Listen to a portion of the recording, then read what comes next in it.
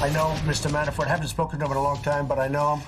He was with the campaign, as you know, for a very short period of time, relatively short period of time, but I've always known him to be a good man. That was President Trump last summer, seeming to distance himself from his former campaign chairman, Paul Manafort, after a pre-dawn raid on Manafort's house. Today, the president echoing the same message. Manafort has nothing to do with our campaign.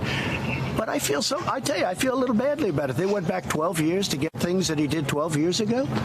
You know, Paul Manafort worked for me for a very short period of time. He worked for Ronald Reagan. He worked for Bob Dole. He worked for John McCain, or his firm did. He worked for many other Republicans.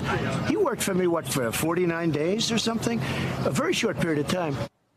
As we've said, though, Manafort was campaign chairman for Trump for 144 days, and the two reportedly have had a business relationship for years. Back in 2016, Trump ally Newt Gingrich told Fox News that Manafort's impact on the campaign should not be underestimated. I thought Paul did an important job in getting through the convention and getting the campaign more of a national campaign, more of a professional campaign. Nobody should underestimate how much Paul Manafort did to really help get this campaign to where it is right now. With the midterm elections now just months away and the Russia investigation appearing to be entering a new phase, what impact could all this have on the president and the Republican Party? Here to talk about it, Michael Steele, former chairman of the Republican National Committee and an MSNBC political analyst, and Nancy Cook, White House reporter for Politico. Nancy, it's interesting because so many Democrats, so many Trump critics, so many folks on the left seem to be following every incremental development of the Russia story. When I look at the messages that Democratic candidates are running on, though, Russia doesn't seem to be as prominent.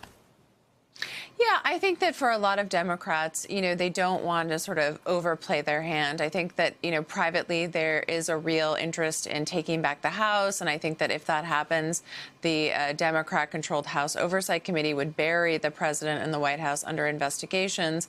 But I think that there's a feeling that they don't want to just play into this. They want to talk about other sort of forward-looking messages that the Democrats could offer.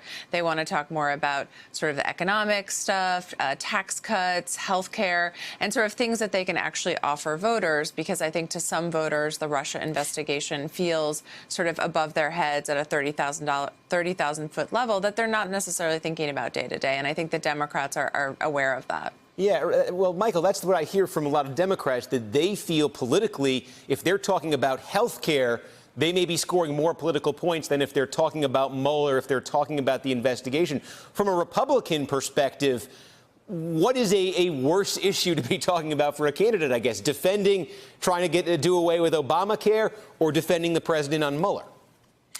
Well, I think it depends on what part of the country you're from. Certainly, if you're, a West Coaster or an East Coast Republican, you don't want to be having conversations about Donald Trump and investigations and Mueller.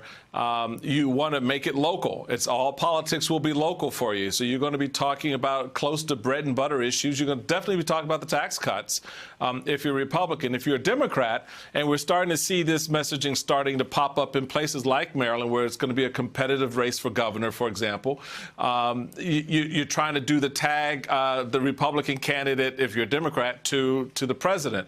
Again, it depends on where you are. So there's still a lot of turf left to cover before we really get a sense how Manafort and Mueller and Trump all play out for both parties going into September. Hey there, I'm Chris Hayes from MSNBC. Thanks for watching MSNBC on YouTube. If you want to keep up to date with the videos we're putting out, you can click subscribe just below me, or click over on this list to see lots of other great videos.